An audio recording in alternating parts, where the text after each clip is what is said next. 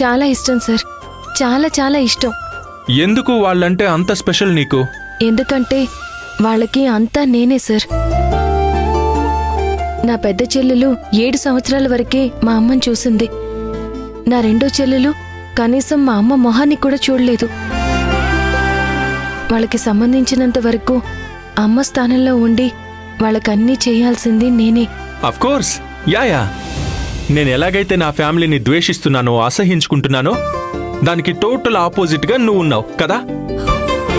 అవన్నీ నాకు తెలియదు సార్.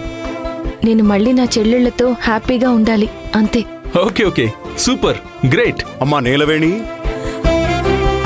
అయ్యా రండయ్యా. డాడీ రండి, కూర్చోండి. రే పర్వాలేదురా. నీలవేణి, నీతో కొంచెం విడిగా మాట్లాడాలమ్మా. బయటకు వస్తావా? వస్తున్నానయ్యా. పదండి డాడీ, లెట్స్ గో. రే నువ్వెక్కడికి వస్తున్నావురా? ఇక్కడే ఉండు.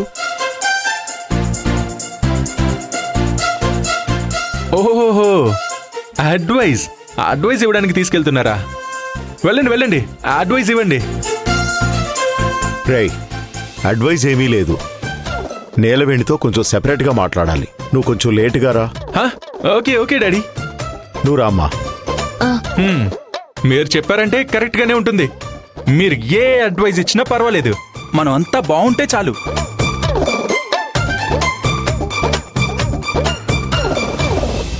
చెప్పండి అయ్యా, ఏదో మాట్లాడాలన్నారు.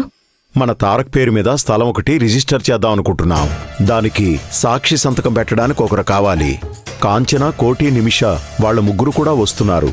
అయినా కానీ ఒక్కోసారి రిజిస్టర్ ఆఫీసులో రక్త సంబంధీకులు కాకుండా వేరే ఎవరైనా సంతకం పెట్టాలని అంటున్నారు.